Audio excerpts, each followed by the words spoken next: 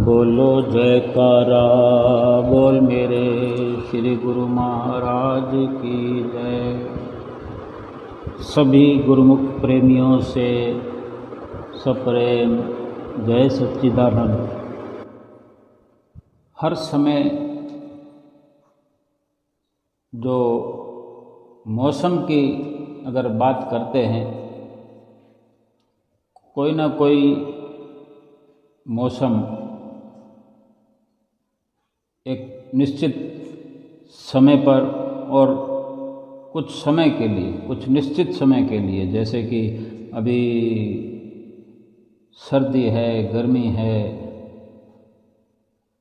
या बरसात का मौसम है या फसलों के माध्यम से समझें, चर्चा करें तो अभी गेहूं की फसल का समय है, अभी गन्ने की फसल का समय है। ये लगभग इस वक्त इन वस्तुओं की बुआई होती है, बिजाई होती है, फिर इस समय पर लगभग काटा जाता है। फिर कपास का भी समय आता है। ये कई तरह से जीवन के लिए मौसम भी आते हैं, वस्तुओं का भी जो उपजने का समय आता है। जैसे मौसम में आती है तो सर्दी आती है, गर्मी आती है, एक बसंत भी ऋतु है जो अलग से है सब ऋतुओं से, जिसको बसंत बहार भी कहते हैं। हम श्री आनंदपुर दरबार से और श्री परमहंस अद्वैत मत से जुड़े हुए हैं। श्री परमहंसों का जो हमें सानिध्य मिला है, परमहंसों की जो छत्र छाया मिली है हम सभी गुरुमुखों को, जहाँ जहाँ भी हम रहते हैं, हमारे जीवन में अगर भक्ति की सोच, भक्ति के नज़रिए से अगर हम देखें, जो हम गुरुमुखों को अवसर मिला है विशेष, चाहे दुनिया में कुछ होता रहे, भजन भक्ति करने के लिए पूरी दुनिया में अपना एक सिस्टम है, नियम है। हर इंसान का अपने अपने इष्ट देव की पूजा अर्चना हर कोई करते हैं और उनके भी त्योहार समय समय पर आते हैं, पूजा अर्चना करते हैं, मेले लगते हैं। क्योंकि ये हिंदुस्तान जो है, जितने भी हम हिंदुस्तान वासी हैं, भारतवासी हैं, ये धरती ही ऐसी है, वरदान की धरती है ये। इसमें देवी देवताओं का वास जो है सारा हिंदुस्तान में रहा है। हिंदुस्तान में ही देखें तो अपने अपने स्तर पर भक्ति का एक परचम लहराता रहा है। समय के अनुसार ही सही, युग बदलते रहे, समय बदलता रहा, भगवान धराधाम पर अपनी मौज से अलग अलग प्रकार से अवतरित होते रहे। और जैसे त्रेता में श्री राम चंद्र जी महाराज अवतरित हुए, द्वापर में श्री कृष्ण चंद्र जी महाराज, और इसी प्रकार सभी भारतवासी अपने अपने समय में अपने इष्ट देवों के, इतना ही नहीं, ये इनके साथ ही और बहुत से देवी देवताओं का भी यहाँ बड़ा आदर होता है, इनकी पूजा होती है। अपने अपने प्रकार से और अपने ख्याल से, अपनी सोच, अपने नज़रिए से हर कोई भगवान को तो पाना ही चाहता है। ये इतने देवी देव इस दुनिया में आज पूजे जा रहे हैं। कहते भी हैं, हमने सबने सुना है कि 33 करोड़ देवी देवता जो भारतवासियों में अधिक लोगों के ये इष्ट देव माने जाते हैं। लोग अपना इष्ट देव मानकर पूजा करते हैं, जिनमें देवियाँ भी हैं, देव भी हैं। यानी एक पूजा अर्चना का जो सिलसिला भारतवर्ष में चलता है, बड़े भावुक होकर, बड़े सच्चे मन से, पुलकित मन से, मन में विराग लिए हुए हर इंसान अपने स्तर पर पूजा अर्चना करता आया है, कर रहा है और करता रहेगा। कभी कोई मेला आ रहा है, कभी कोई मेला आ रहा है, कभी किसी देव की पूजा का समय आ जाता है, कभी किसी देवी की पूजा का समय आ जाता है, त्यौहार आ जाता है, त्यौहार के रूप में मनाया जाता है। पूरा भारतवर्ष हर्षोल्लास में अपने अपने पर्व की इंतजार करता रहता है। इसी प्रकार ही श्री आनंदपुर के अनुयायियों, आनंदपुर से जुड़े हुए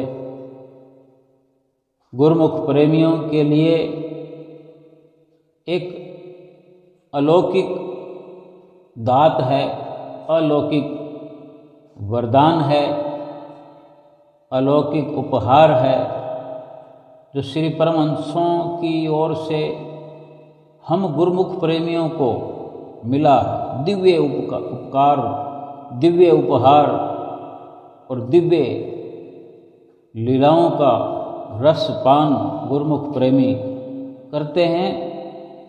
और अगर मेला लगने की बात करें, त्योहार आने की बात करें, तो सतगुरु ने, श्री परमहंसों ने एक लहर चला दी है अपने गुरुमुख प्रेमियों के लिए, श्री आनंदपुर दरबार के अनुयायियों के लिए। वो चाहे कहीं भी, किसी शहर में, देश में, विदेश में, गांव में, नगर में, यानी डगर डगर में, घर घर में एक लीला रचा दी है, जो लगातार चलती रहती है, हर पल चलती रहती है, हर घंटे, हर दिन, हर सप्ताह, हर महीने, हर तिमाही, छमाही और साल भर कि श्री गुरु महाराज जी के श्री दरबार में कब मेला होता है। इसको भी अगर ठीक से समझें तो ये सबके आगे, ये सब गुरुमुखों के लिए एक निश्चित संदेश पहले से रहता है कि अभी दीपावली आ गई, फिर उसके बाद माघी का पर्व आ गया, फिर उसके बाद जो है बैसाखी का पर्व आ गया, फिर शुभ भंडारा का 2 जून का पर्व आ गया, फिर जुलाई में गुरु पूर्णिमा का पर्व आ गया, और फिर से माघी का पर्व, दीपावली का पर्व, ये चक्कर चलता रहता है। जैसे दुनिया में पर्व आते रहते हैं थोड़े थोड़े समय में और मौका मिलता रहता है, इसी प्रकार श्री आनंदपुर दरबार के भी अनुयायियों के लिए, गुरुमुख प्रेमियों के लिए ऐसे अवसर मिलते हैं। लेकिन एक थोड़ा हटकर अगर गहराई से विचार करें तो श्री आनंदपुर दरबार की जब से रचना हुई है तो एक उक्ति मशहूर है, एक संदेश ये भी है कि जहाँ श्री गुरु महाराज जी पहुँच जाते हैं, गुरुमुखों को दर्शन हो जाए, दर्शन हो रहा हो, दर्शन होने वाला हो, तो ये निश्चय सबके दिलों में भी है और ऐसा शास्त्रों में वर्णन भी है, गुरबाणी में भी वर्णन है। जा पल दर्शन साध का ता पल की बलहार, सतनाम रसना बसे लीजे जन्म सुधार।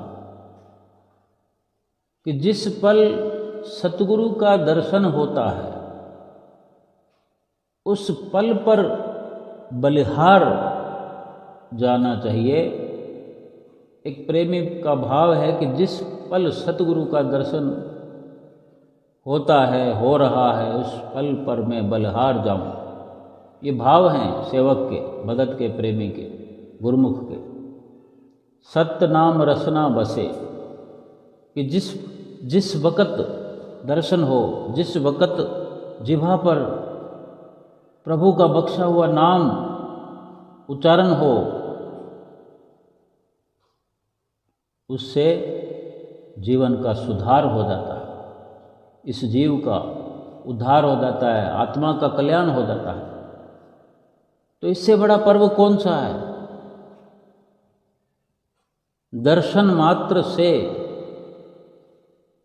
उद्धार हो जाए, नाम की कमाई से उद्धार हो जाए, यानी ये निश्चित तौर पर समझ लेना चाहिए। हम ये समझें कि कहीं न कहीं हमारे सतगुरुदेव दाता दयाल महाराज जी हर दिन हर पल दर्शन देते ही रहते हैं। और जो श्री परमहंसों का हर शहर में, देश में, नगर में, डगर में, गांव में, घर में, घट में श्री परमहंसों का जो सिंहासन लगा हुआ है, श्री परमहंस विराजमान है। जो जुड़ जाए, जो प्रेमी जुड़ जाए, जिस वक़्त भी हाजिर हजूर समझकर दर्शन करे, उनकी श्री आरती पूजा का नित्य नियम पूरा करे, सेवा का नित्य नियम पूरा करे, और कुछ न सही सिंहासन पर जो सेवा की जाती है उसको बड़े भाव से ओतप्रोत होकर करे, तो जाने थोड़ी सी देर में, थोड़े लम्हों में, थोड़े मिनटों में कितना बड़ा लाभ सतगुरु की कृपा से मिल जाता है। ये भाव से नित्य नियम करने का पुण्य है कि अगर श्री गुरु महाराज जी को उठाते हैं, एक बच्चे को माता उठाती है, उसकी मर्जी होती है। अगर अबोध बालक है, छोटे से छोटा बालक है, 2-4 महीने का, 2 महीने का बच्चा है, उसको भी देखो, अगर उसको उठाया जाए तो वो अपनी मर्जी से उठता है। माता के या पिता के या उसके बड़े भाई बहनों के उठाने से, क्योंकि सब इंतज़ार कर रहे होते हैं उससे खेलने के लिए, उस बच्चे से लाड करने के लिए, क्योंकि उसको हंसता हुआ देखकर मन बांग बांग हो जाता है। और जहाँ पहले बच्चे की प्राप्ति हो तो फिर कहना है क्या है। लेकिन वो नहीं उठता है, और माता का ऐसा रोल होता है कि बड़े प्यार से, बड़े लाड से उसको उठा भी लेती है, नींद से जगा भी लेती है, अपनी गोदी में लिए हुए रोने भी नहीं देती, उसको संभाल लेती है। तो ये एक इतिहास में निश्चित तौर पर हर कोई समझता है, मानता भी है कि माता का जो प्यार है, स्नेह है, वो पिता से 100 गुना है। और इसी प्रकार माता से जो अधिक प्यार है वो भगवान का है। भगवान से अधिक प्यार जो है वो सतगुरु का है, हजारों करोड़ों गुना अधिक है। क्यों कि अब हम देखें कि जो स्नेह की बात है, एक माता जैसे अपने बच्चों को किस प्रकार उठाती है, जैसे जैसे बड़ा होता जाता है तो तब उसका रोल जो है कुछ अलग होता जाता है। वो महसूस भी करता है, बच्चा सोया हुआ और उठाने पर उठता ऐसे करना, मतलब माँ के साथ बड़ा अपना प्यार जताता है, उसको भी उठाने में माता जीत जाती है। तो ये कितनी बड़ी बात है। हम ये बात कर रहे हैं, चर्चा कर रहे हैं श्री परमहंसों के हमारे मंदिर में विराजमान होने की, अपने घर में, चाहे अपने घट में, चाहे मंदिर में, कहीं भी अगर हमारा नेह, हमारा भाव सच्चा है, शुद्ध है और हाजिर नाजिर ये जानकर कि ये यही पार ब्रह्म परमेश्वर हैं, यही सृष्टि के मालिक हैं, और अगर हम अपने घर में हैं, कहीं और सेवा करने नहीं जा पा रहे हैं या नहीं जा सकते, नित्य प्रति नहीं जाया जाता, लेकिन ये बहुत बड़ी सेवा साबित हो सकती है। बड़ी सेवा ये हमारे इस प्रकार के भावों से बन सकती है कि कमाल हो जाए, और होता है कि अपने श्री परमहंसों को जैसे नित्य प्रति उठाते हैं। हम खुद अनुमान लगाएं कि अगर हमने हाजिर नाजिर मान लिया है तो 5 परमेश्वर हैं और छठे हुजूर श्री गुरु महाराज जी हैं जो हमारे सिंहासन पर, घर के सिंहासन पर विराजमान हैं, और हम उठाते हैं। तो ये विचार करके, ये मन में भाव ला करके, जैसे घर के किसी एक सदस्य को उठाएं तो कितनी मेहनत का कार्य होता है। और अगर फिर हम 5 परमेश्वरों को उठाते हैं और एक हाजिर हजूर छठी पातशाही गुरु महाराज जी को उठाते हैं, यानी 6 बादशाहियों को उठाते हैं, अगर उनको हाजिर नाजिर मानते हैं तो कितनी बड़ी एक विशाल लीला हम नित्य प्रति देखते हैं। 6 श्री परमहंसों का विराजमान होना हमारे घर में, और हमारे हाथों से उनको उठाना, ये जान लें कि हमने गुरु महाराज जी को उठा दिया और अपने हाथों से उठा रहे हैं, तो कितना स्नेह बरसेगा हम पर। और फिर उठा ही नहीं रहे हैं, उठा रहे हैं, उनको नहला रहे हैं अपने सुंदर हाथों में, अपने सुंदर से एक सफ़ेद रुमाल जो हमने ले रखा है, और शुद्ध जल से, शुद्ध पानी से, ये सुबह सुबह हम पहला कार्य कर रहे हैं।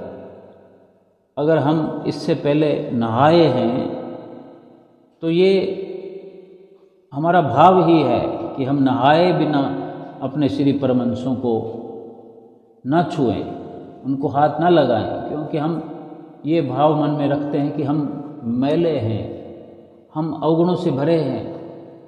तो कहीं ना कहीं जो बाहरी स्थूल रूप से अपने हाथों पाँवों को, पूरा शरीर को स्नान करा के, साफ सुथरा करके, तभी अपने परमहंसों को हम हाथ लगाने के काबिल होते हैं।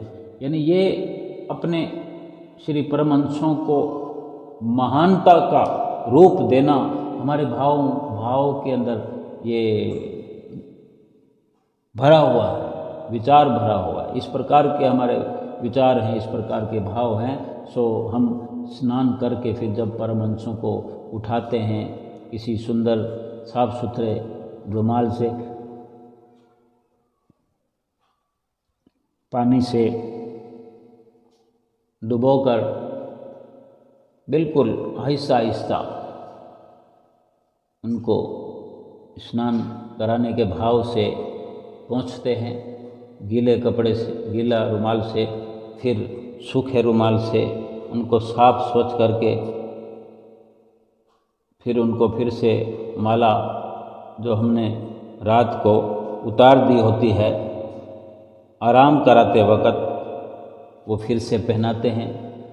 पीछे परमहंसों के जो टेक लगी होती है वो फिर से टेक लगाकर धीरे धीरे उनको विराजमान करते हैं और जो पीताम्बर इधर उधर बिखरा होता है उसको थोड़ा सही करते हैं। जितना भी करते हैं, हमारा जितना भाव है उतना ही तो करते ना, हम उसमें बढ़ाना चाहते हैं। सेवा का जो भाव है अगर हमारा बढ़ रहा है, अधिक है, तो उसमें थोड़ा सा टाइम ज़्यादा लगा देंगे। पीताम्बर को ठीक करने में थोड़ा ज़्यादा टाइम लगाएंगे, उनको नहलाने में थोड़ा टाइम ज़्यादा लगा दें, उनको उठाने में थोड़ा टाइम ज़्यादा लगा दें। लोरी सुनाकर जैसे सुलाते हैं उसी प्रकार अमृत वेला गाकर उनको उठा सकते हैं। जो श्री दरबार का अमृत वेला जो लिखा गया है पुस्तक में, उसको बोलकर गाकर उनको उठाएं, धीरे धीरे लगाएं। हम अपना टाइम बढ़ा देंगे तो हम हमारे अपने भावों के अनुसार कहाँ के कहाँ पहुँच जाएंगे। अगर हमने अपने इष्ट देव सतगुरु दाता दीनदयाल महाराज जी श्री परमहंसों को अगर हाजिर नाजिर जानकर अगर उनसे ये भाव स्थापित किया है, करते हैं या करेंगे तो बहुत बड़ा लाभ हो जाएगा। लाभ के मायने बदल जाएंगे, सेवा के मायने बदल जाएंगे। और फिर उनको विराजमान करना, फिर सर्वप्रथम चाय या दूध जो हमको ठीक लगता है हम बनाते हैं तो पहले श्री गुरु महाराज जी के पास लेकर आ जाते हैं, फिर उनको भोग लगाना शुरू करते हैं। आज के युग में इतनी भागम भाग की ज़िंदगी में, इतनी भाग दौड़ की ज़िंदगी में बिल्कुल समय नहीं है। कई बार चूक भी हो जाती है, चाय गर्म है कि ठंडी है, हमने चम्मच से भोग लगाना है तो ये भूल जाते हैं देखना और गर्म चाय से भोग लग जाता है। लेकिन अगर हमको ये भाव अपने बड़े करके समर्पित करना है या सेवा का लाभ अधिक लेना है, वहीं खड़े खड़े श्री परमहंसों के साथ, श्री परमहंसों के आगे खड़े खड़े हम 100 गुना, 1000 गुना, लाख गुना, करोड़ गुना लाभ बढ़ा सकते हैं। तो क्यों ना थोड़ा 1 मिनट ज़्यादा लगेगा, 2 मिनट ज़्यादा लगेगा, हम जितना लगाते हैं उससे 2 मिनट आज से बढ़ा देते हैं कि श्री गुरु महाराज जी को उठाने में हम 2 मिनट ज़्यादा लगाएंगे। चाहे पहले हम आधा लगाते हैं, आधा मिनट लगाते हैं, 1 मिनट लगाते हैं या 5 मिनट लगाते हैं या 10 मिनट लगाते हैं, 2 मिनट और बढ़ा दें। इस 2 मिनट के मायने को हमने समझना है कि इस 2 मिनट में जो आज से हम अधिक मन के अंदर भाव 2 मिनट के जो पैदा करने हैं, उनको ये हम जो इस चर्चा में अभी वर्णन कर रहे हैं, सुन रहे हैं, इस 2 मिनट के मायने कुछ के कुछ हो सकते हैं, कहाँ से कहाँ लाभ हो सकता है। केवल अपनी श्रद्धा को बढ़ा देना, अपने भावों को सुंदर कर देना है। उस 2 मिनट में वो सारी प्रतिक्रिया भी होगी। अगर भोग लगा रहे हैं चाय का या दूध का, थोड़ा सा संयम रखते हुए, थोड़ा ज़्यादा ठंडा हो जाएगा, थोड़ा सा, क्योंकि वो गर्म तो करके लाए हैं, उसमें अगर 2 मिनट अगर हमारे कटोरे में या कटोरी में या चम्मच में थोड़ा सा लेकर भोग लगाते, तो चम्मच में लेकर थोड़ा सा रुक जाए, धीरे धीरे बारी बारी सभी परमहंसों को भोग लगाना है। और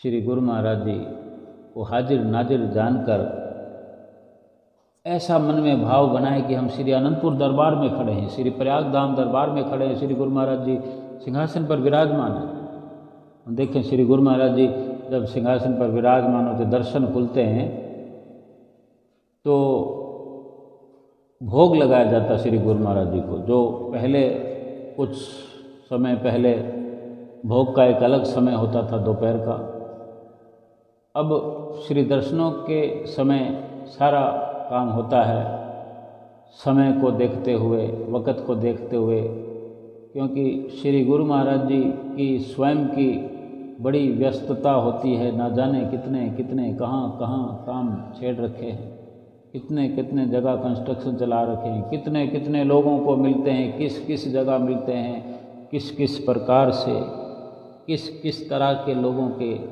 जो दुख हैं वो काटते हैं। हम क्या उनकी गिनती कर सकते हैं, हमारे जिभा में क्या इतनी ताकत है। लेकिन हम अगर थोड़ा सा उसको विस्तार, अगर हमारे अंदर भरा पड़ा है, अगर हम कहने को हम सब कहते हैं हम बहुत समय से जा रहे हैं, हमको 50 साल हो गए, हमारे 40 साल हो गए, कोई कहता 30 साल हो गए, कोई कहता 10 साल हो गए, कोई कहता हमारा तो परिवार ही दरबार में है, मेरे दादाजी थे, मेरे पिताजी भी थे, मेरी बुआ थी। इस तरह का एक दौर चलता है। अब उसमें क्या है कि मेरे दादाजी थे, मेरे पिताजी थे, मेरे बुआ थी, मेरी मामी हैं, कोई कहता मेरा चाचा है। तो कहीं ना कहीं हम भी उस कड़ी में पीछे से आते रहे हैं। आज हमारे दादाजी कहाँ हैं, क्या हम जानते हैं? इन्हीं गुरुमुख प्रेमियों में, श्री दरबार के संतों महात्माओं में शामिल हों, हम क्या जान सकते हैं। लेकिन ये तो निश्चय है ना, निश्चित ही है कि जो गुरुमुख है, अगर हम अपने दादा के, अपने पिता के नक्शे कदम पर हैं, हम ये गीत गाते हैं कि हमारे पिताजी, हमारे दादाजी बहुत अच्छे भगत रहे हैं, बहुत सेवा की है दरबार की, तो क्या हम ही उनका रूप लेकर फिर से आगे हों और ये सिलसिला चलता रहता है।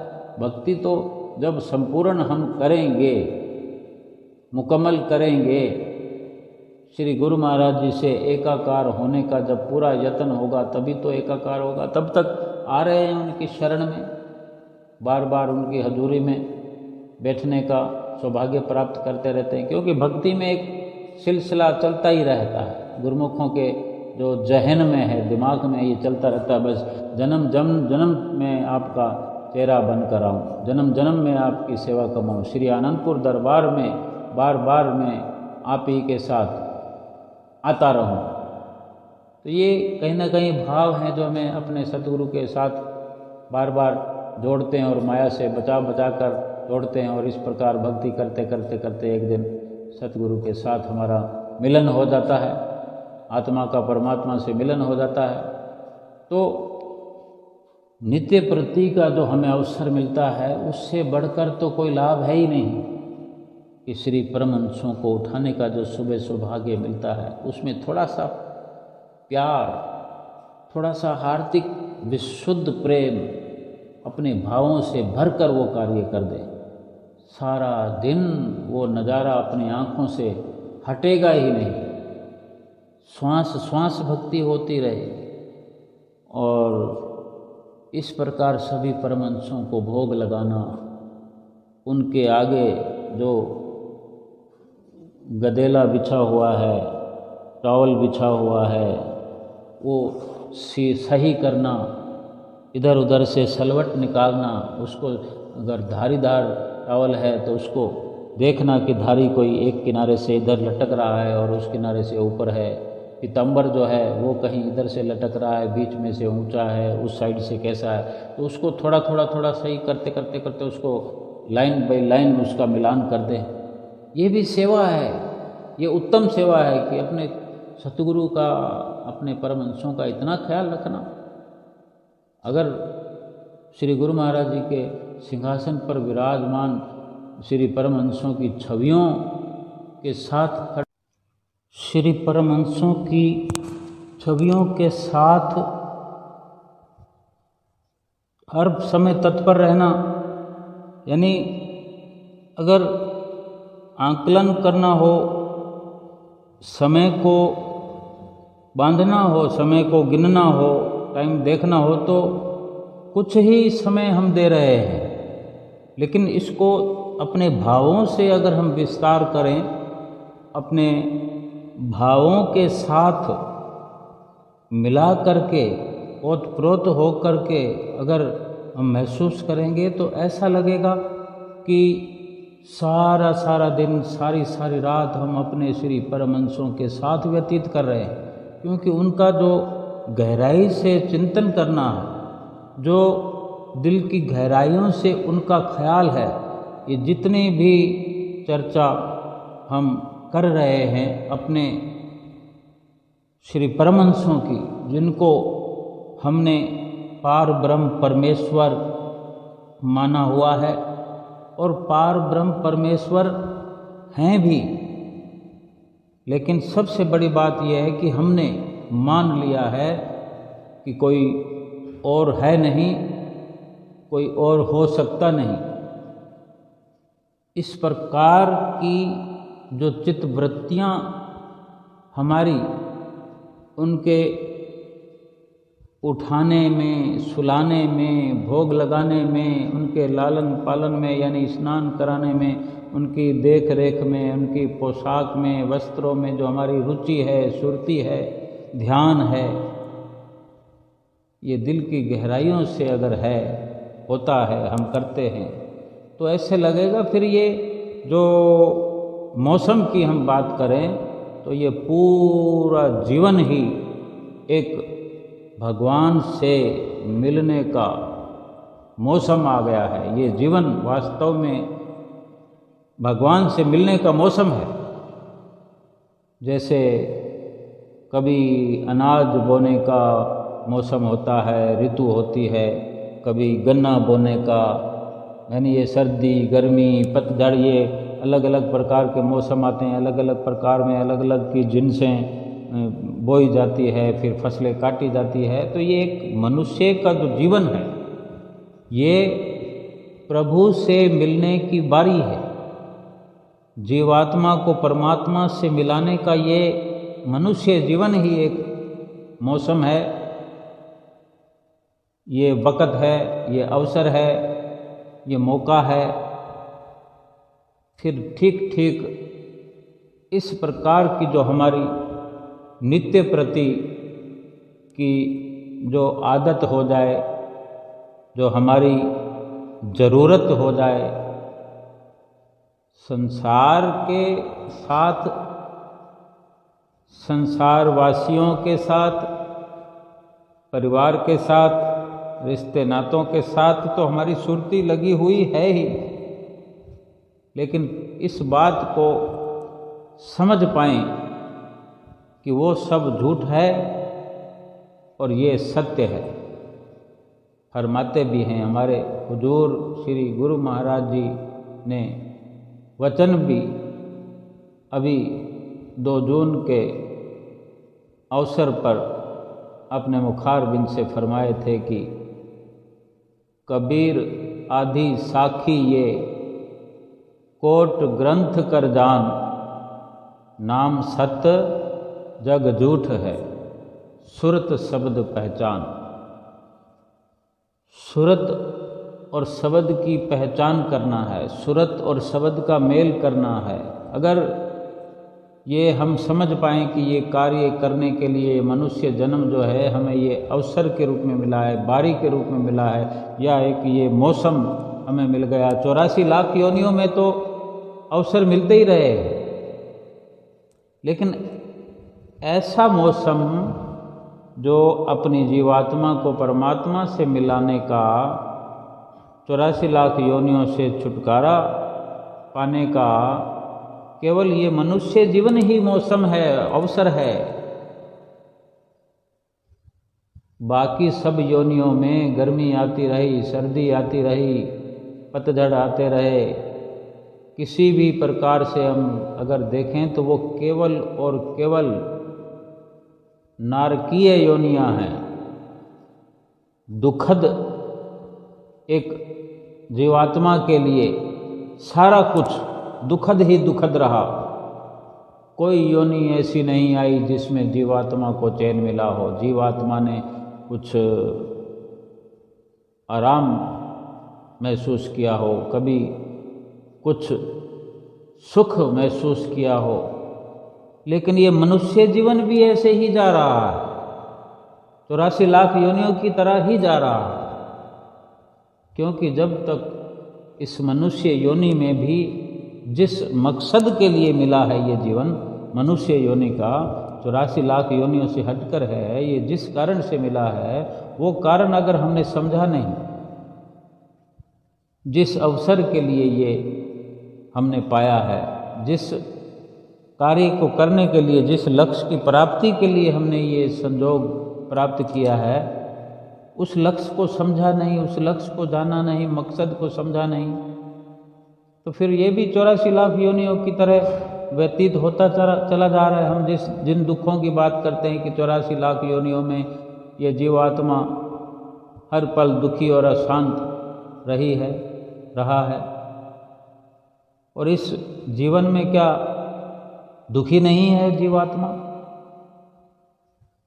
और फिर दुखी है तो क्या ऐसा हमने लाभ का कार्य किया जिससे अब इसको सुखी किया जा सके?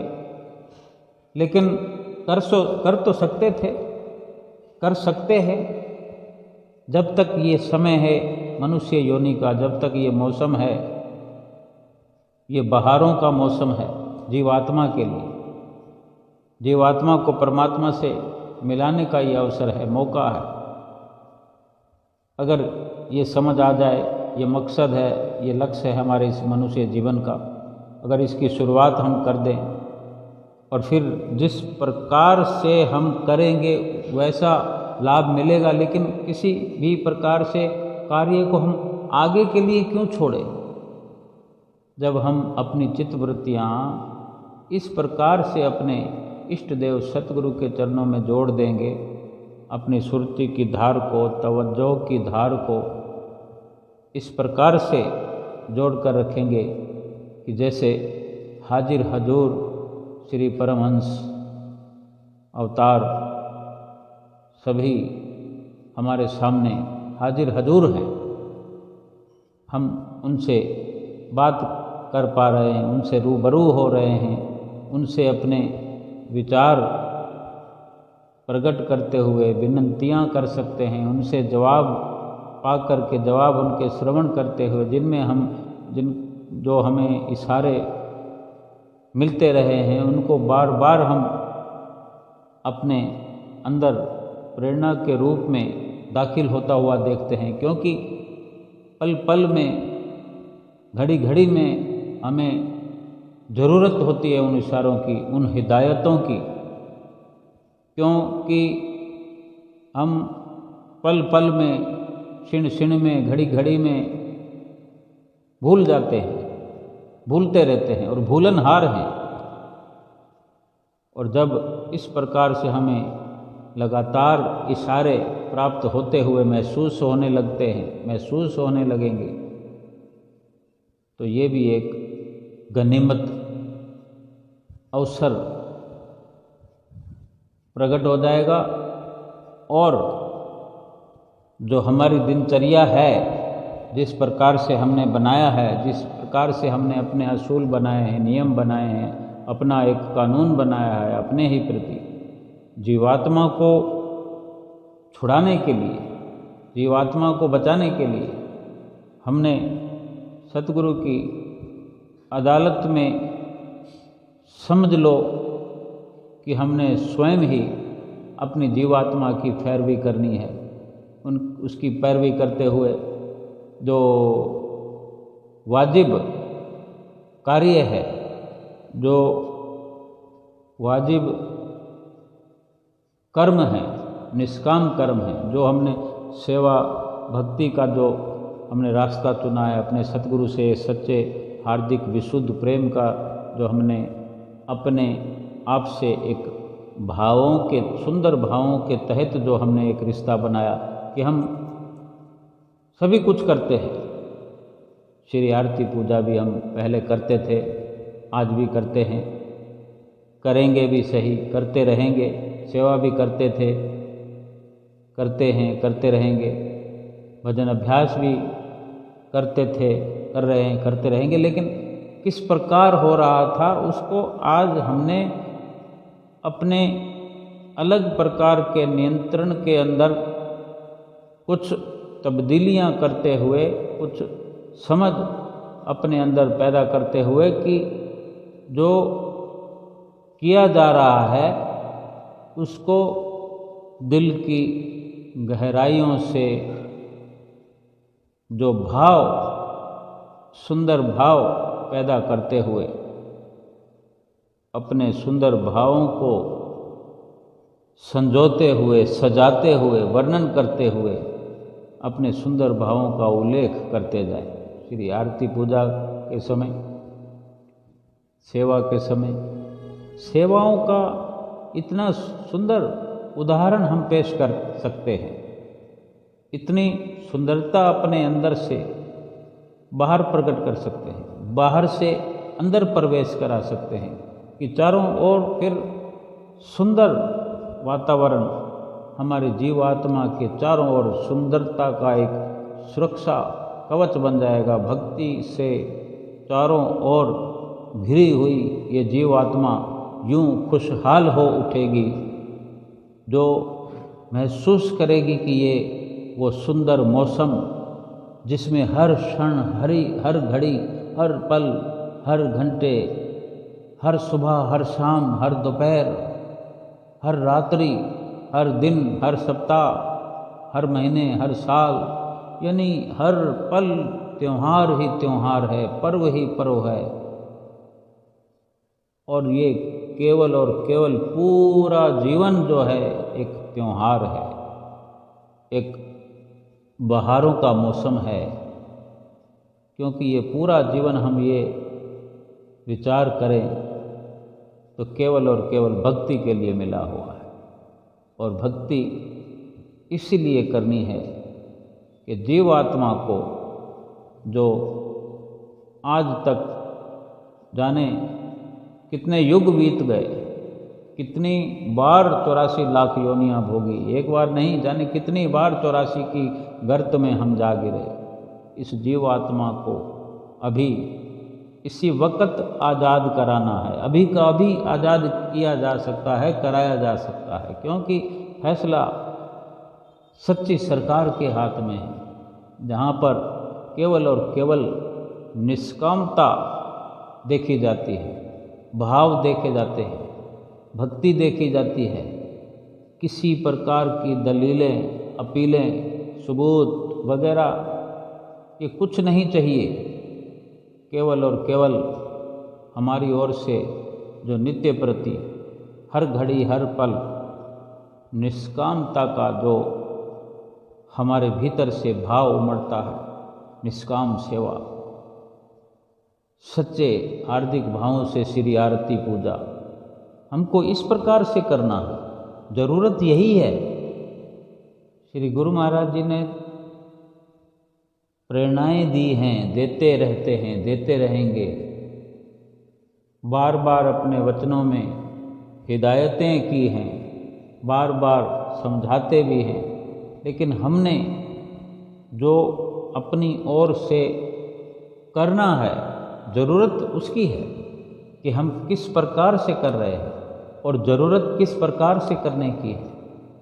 श्री आरती पूजा को करते समय सुंदर भाव बना करके, सुंदर मन बनाकर, जितनी देर भी हम वो उस कार्यक्रम में अपना चित्त लगाएंगे, जितनी देर का भी समय है, उतनी देर तक जो निर्मलता आएगी, पावनता आएगी, शुद्धता आएगी, वो शुद्धता फिर कहीं अपना दामन और फैलाती चली जाएगी, क्योंकि शाम को फिर श्री आरती पूजा करनी है, फिर दूसरे दिन की सुबह होने में समय नहीं लगता। इस प्रकार कितनी सुबह हमारे जीवन में आएंगी, कितनी संध्या हमारे जीवन में आएंगी, और कितने ही पल ऐसे रंगीन होते चले जाएंगे, और फिर एक ऐसी घड़ी हम जितना चाहें उतना जल्दी ऐसी घड़ियां हमें प्राप्त होने लगेंगी कि हर घड़ी भक्ति से रंगीन हमें नज़र भी आएगी, हमें महसूस कराएगी कि जीवात्मा सुख का श्वास लेने लगी है,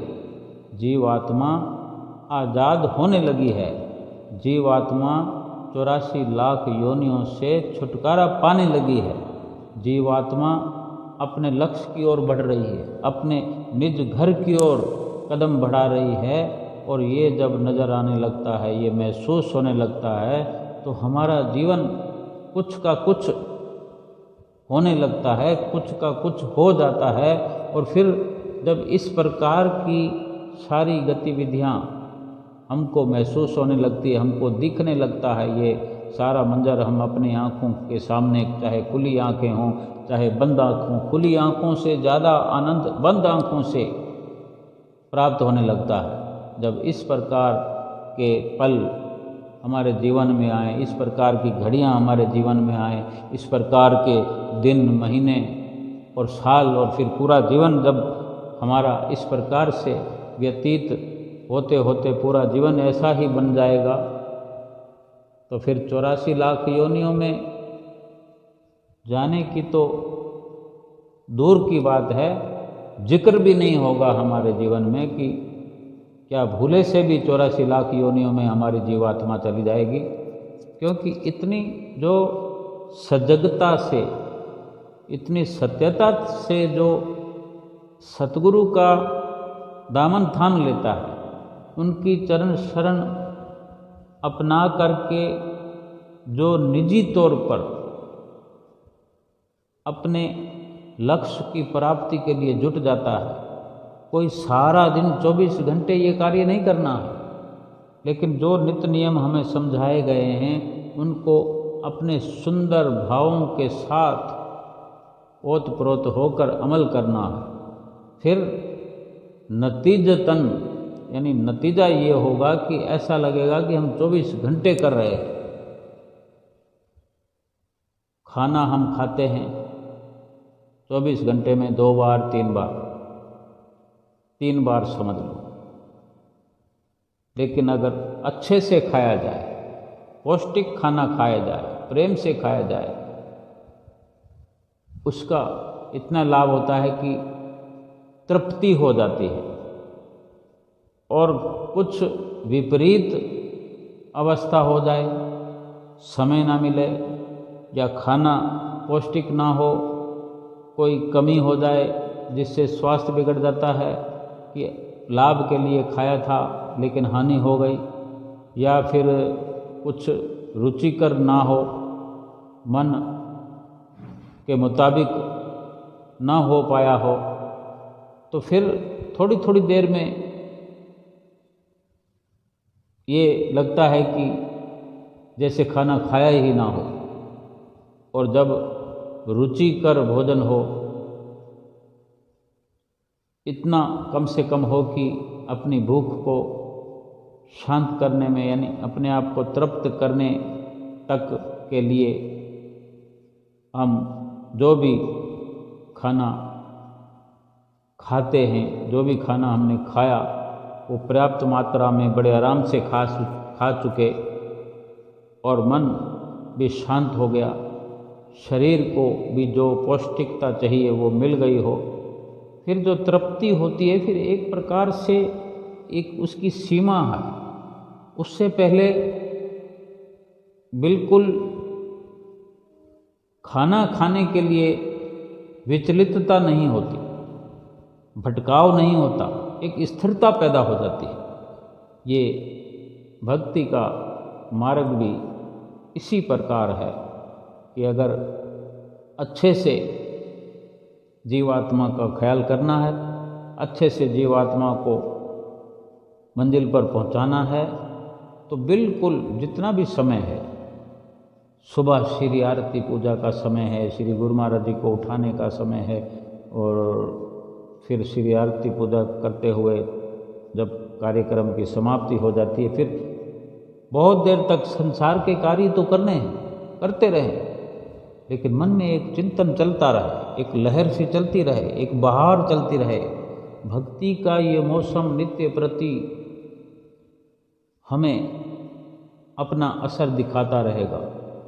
भक्ति की जो बहारें हैं, भक्ति के जो बड़े लुभावने सुंदर जो हमारे जीवात्मा को सुखद बनाने वाले हैं, वो नज़ारे हमारे चारों ओर घूमते रहेंगे।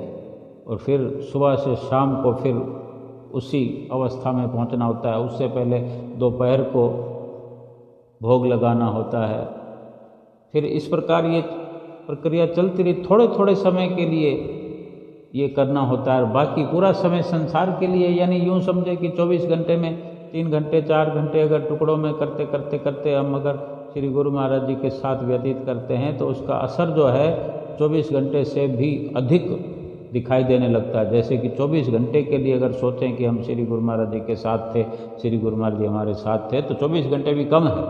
ऐसे लगता है कि कोई अनुमान भी नहीं लगा सकते कि हम कितना श्री गुरु महाराज जी के साथ हैं और कितना श्री गुरु महाराज जी हमारे साथ हैं।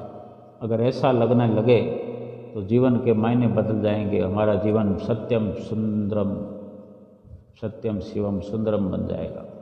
बोलो जयकारा बोल मेरे श्री गुरु महाराज की जय।